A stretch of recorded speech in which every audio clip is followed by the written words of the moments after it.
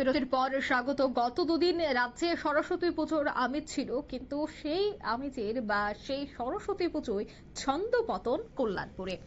বিদ্যুৎস্পৃষ্ট হয়ে আহত নবম শ্রেণীর এক ছাত্র, জেলা হাসপাতালে তাকে স্থানান্তরিত করা হয়। তবে জানা গেছে যে কল্যাণপুর দ্বাদশ শ্রেণী বিদ্যালয়ের সংলগ্ন অস্থায়ী পূজা মণ্ডপ এলাকায় ঘটে এই বিপত্তি। একটি পূজা উদ্যোক্তাদের সাউন্ড সিস্টেমে ঠিক করতে গিয়েই বিদ্যুৎ পরিবাহী তারে হঠাৎই বিদ্যুৎ স্পৃষ্টের ঘটনা। আর সেই ঘটনা দেখতে পেয়ে সঙ্গে সঙ্গে সেখানে থাকা উপস্থিত সংশ্লিষ্টরা তারা দৌড়ঝাঁপ শুরু করে। আহত স্কুল ছাত্রের নাম দীপজয় দেব বলে এখনো পর্যন্ত জানা গেছে। বাড়ি খাস কল্যাণপুর এলাকায়। তাকে তড়িঘড়ি কল্যাণপুর হাসপাতাল থেকে খোয়াই জেলা হাসপাতালে স্থানান্তরিত করা হয়েছে।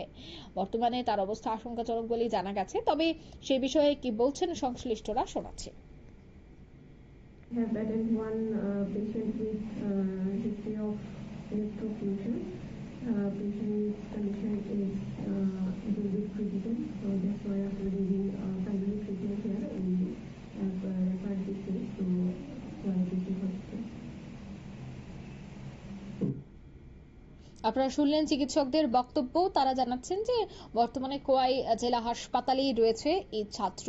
তবে গতকাল সেই পুজো মণ্ডপে সাউন্ড বক্স ঠিক করতে গিয়েছিল, সেখানেই কানেকশন দিতে গিয়েই বাধে বিপত্তি কল্যাণপুরে।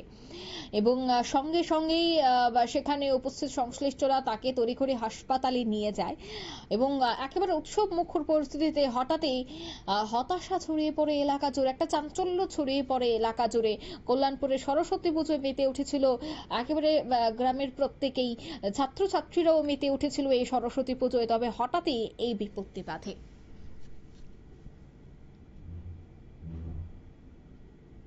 নিয়ে নিচ্ছে ছোট্ট একটি বিজ্ঞাপন বিরতি, সঙ্গে থাকুন।